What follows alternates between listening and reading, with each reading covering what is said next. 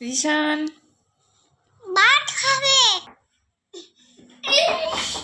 Hello বন্ধুরা, welcome back to my channel and welcome back to a new vlog.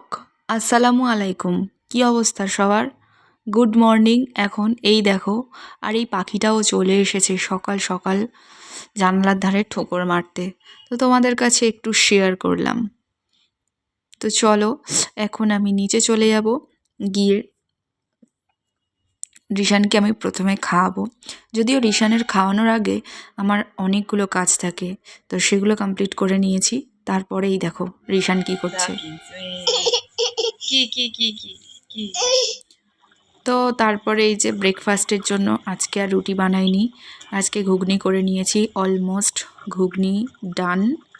তো তারপরে আমি এই যে জানলা থেকে আমাদের পেছনের মানে পেছনে বাড়ির পেছন দিকের দৃশ্যগুলো দেখি, আমার খুব ভালো লাগে। এখান থেকে অনেক কিছু দেখা যায়, হাঁস মুরগি মানুষজন গাছপালা। তো দেখি রান্না করতে করতে এরকম জানালা থাকলে ভালোই লাগে। ওঠো ইশিকে ইশিকে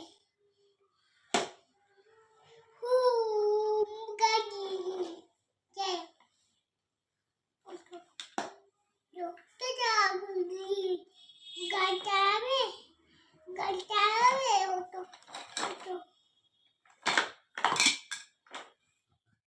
তো কেমন লাগলো বলো বন্ধুরা রিশানের মুখে এই আদো আদো কথা শুনতে? আমি তো সবসময় শুনি, তোমাদেরকে আমি শোনাতে পারি না, কারণ রিশান অতটা ক্যামেরা ফ্রেন্ডলি নয়। যখনই আমি ক্যামেরা অন করি তো তখনই ও সরে যায়, নয় যেটা করছিল সেটা স্টপ করে দেয় করা। তো একটুখানি আমি শোনাতে পেরেছি তোমাদেরকে। আর এই দেখো গাঁদা ফুলগুলো ফুটে গেছে।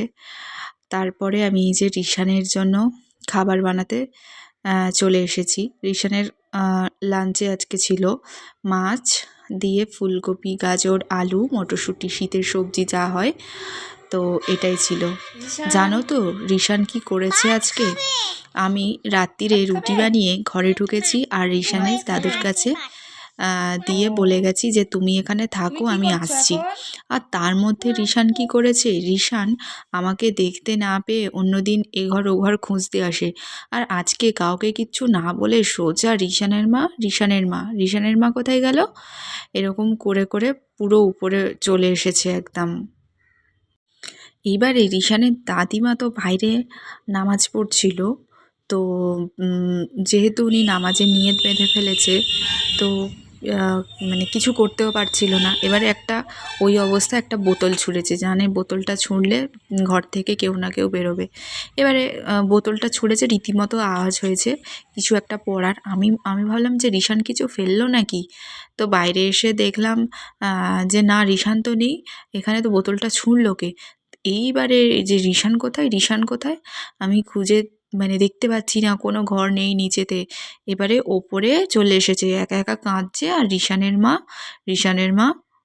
মা কোথায় গেল? রিশানের মা নেই। যা, মানে আমি না ভীষণ ভয় পেয়ে গিয়েছিলাম। এরকম দেখো কয়েক সেকেন্ডের ব্যাপার, সিঁড়ি থেকে কিন্তু পুরোটাই একা একা উঠেছে।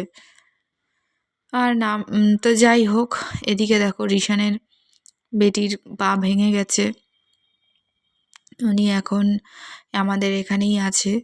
তো খুবই একটা খারাপ অবস্থা। নতুন বছরটা ওনার মানে কি বলবো, একদম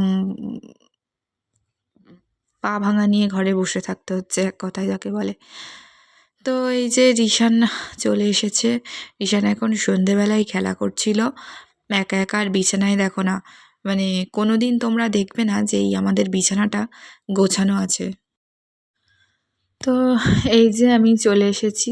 আমি তো তারপরে রিশানকে কাছে পেয়ে আমি আর ছাড়িনি, হাতছাড়া করিনি। আর রাত্রিরের সিনটা দেখো, আমি ঘরে ঢুকছি রিশানকে একটুখানি ভয় দেখাবো বলে। ভয় ঠিক আমি ওকে দেখাই না, যাই হোক একটু মজা করব বলে। তো দেখতে থাকো।